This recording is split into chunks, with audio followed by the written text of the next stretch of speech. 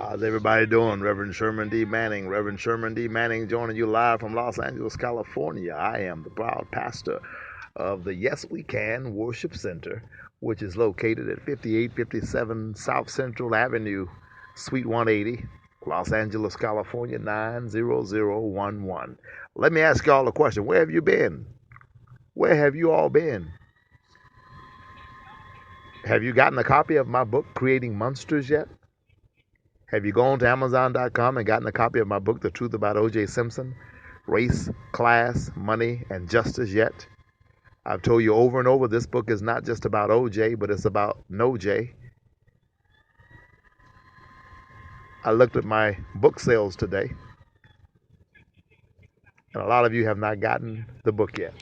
Come on now. Let's get it.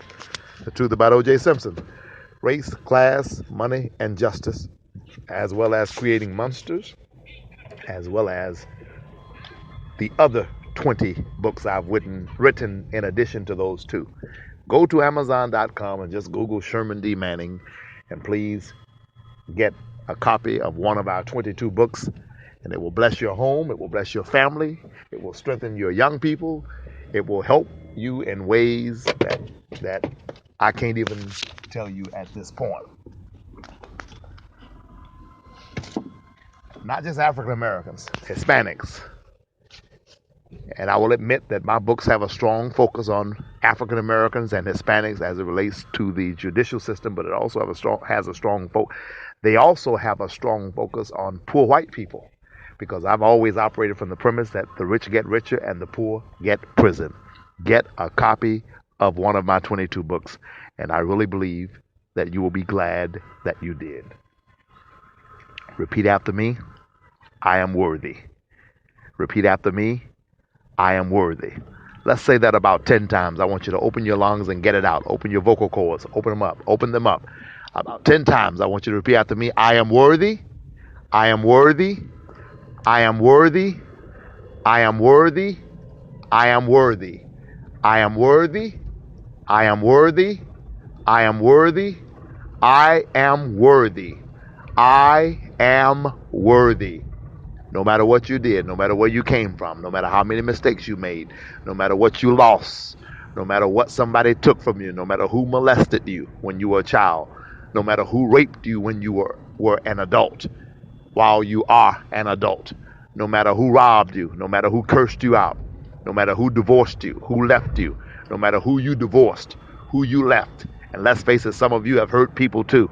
No matter what happened, no matter what has gone on in your life, yesterday is buried in the tomb of time, and tomorrow is still waiting in the womb of time. You can do nothing about what happened yesterday. You can, in some sense, try to prepare for tomorrow, but you better spend more time focusing on what you already have today. Make yourself better right now.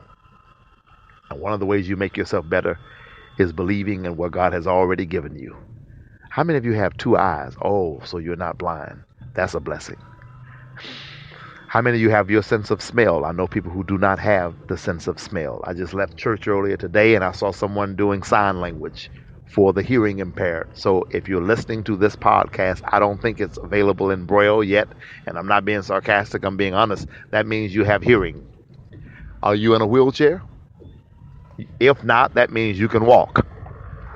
Oh God, let me ask you a question. How much would you pay for a set of legs? Some of you are waiting to become a millionaire. How much money? Well, let's do it this way. Bill Gates is the richest man on the planet, and I refer to him a lot in my podcast because I want to motivate you and I want to excite you. I want to get you ready. I want you to understand what you already have. Bill Gates is a billionaire, right? He is the richest man on the planet. I think he's worth 58 or 59 billion dollars with a B, and a billion is 1,000 million. Okay, so with 58 billion dollars, if Bill Gates went blind tomorrow, how much money do you think he would pay for a set of eyes? Think about it. If Bill Gates went blind tomorrow, blind, totally blind, and a doctor told him, I have a procedure where we could transplant a set of eyes for you, but it will cost you $100 million. Do you think he would pay it? Again, do you think he will pay it? Do you think Bill Gates would pay $100 million for vision? Of course he would. Well, guess what? You can already see. Okay, if Bill Gates were suddenly in an accident and it paralyzed him from the waist down, and they said to him, we have a procedure that could make you walk again, but it's going to cost you $150 million. Do you think he would pay it? The answer is amen. Of course he would. So just with the eyes and the legs alone, you've got $250 million worth of equipment that works.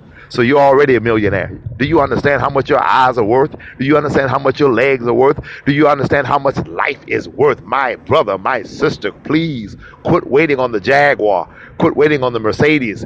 Quit waiting on the Porsche to be happy, to be excited, to feel rich. You're already rich. My God, from inside.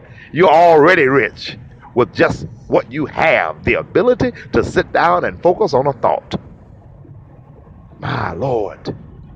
If Warren Buffett, who's about the second or third richest man in the world, if Warren Buffett had a son who was born retarded, and they say we have a procedure we can do to make your son think straight again, he won't be retarded anymore, do you think he would pay $50 million for the procedure? He would.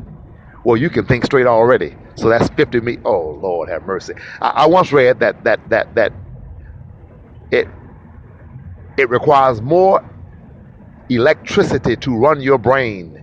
That little computer between your two ears. It requires more electricity to run your brain than is required to run the entire city of New York.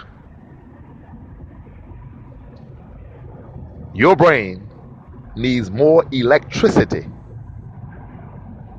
than the entire city of New York, in some sense. And I also read that if they could build a computer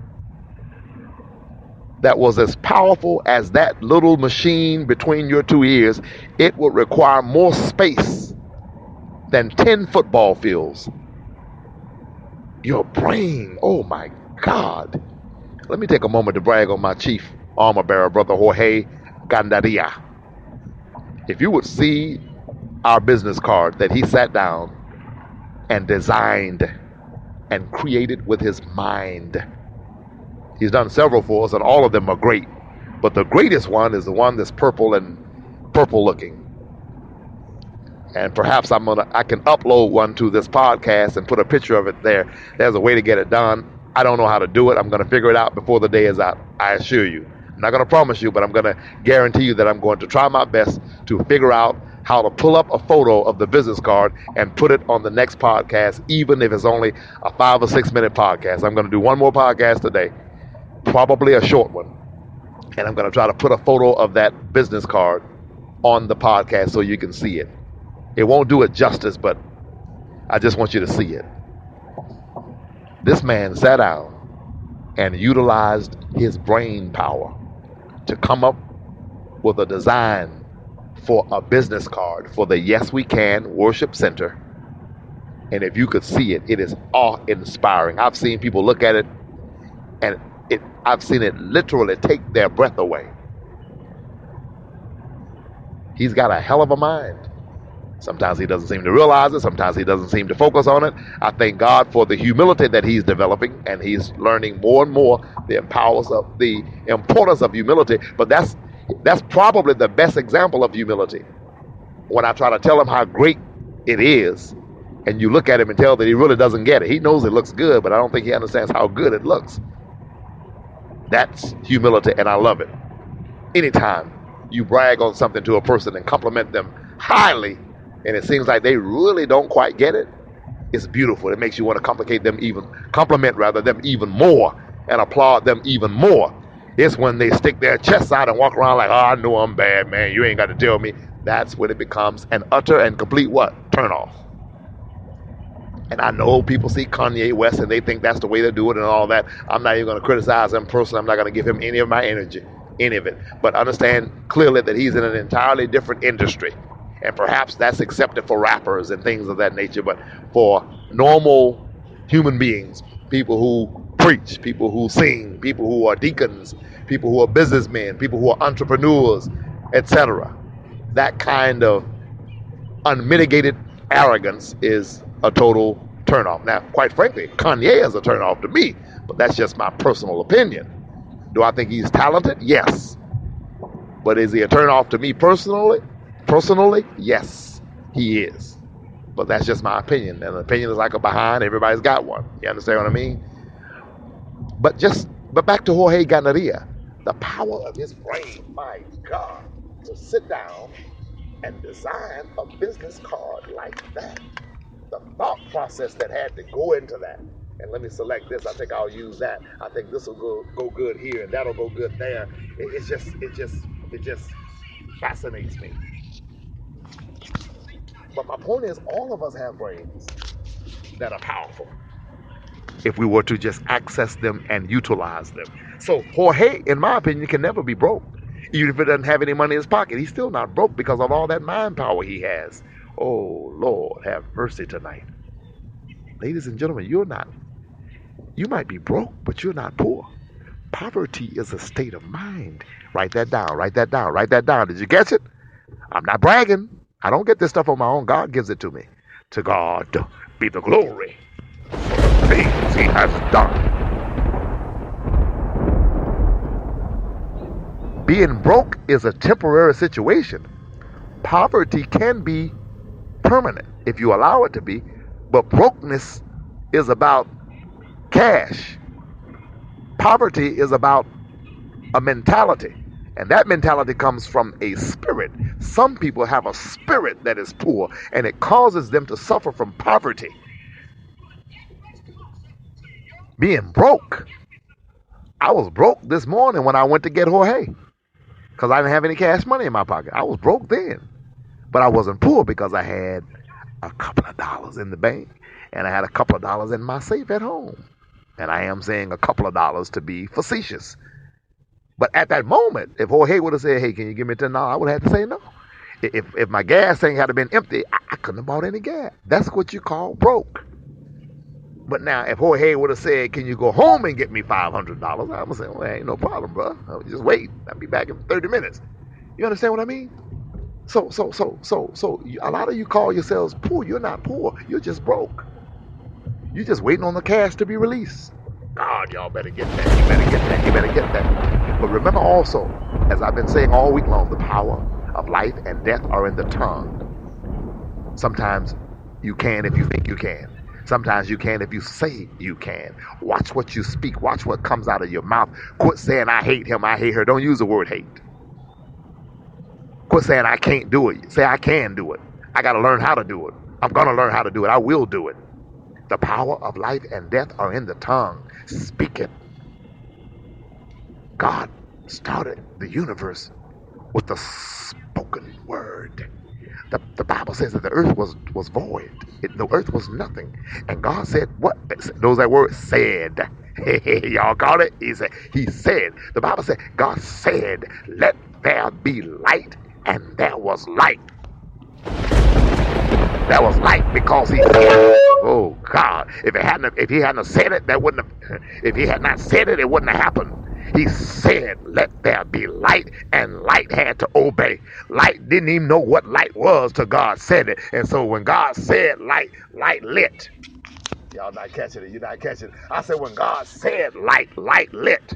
Light said, I don't even know what I am. How did I become light? You became light because God called you light. And if God called you light, you'll be light.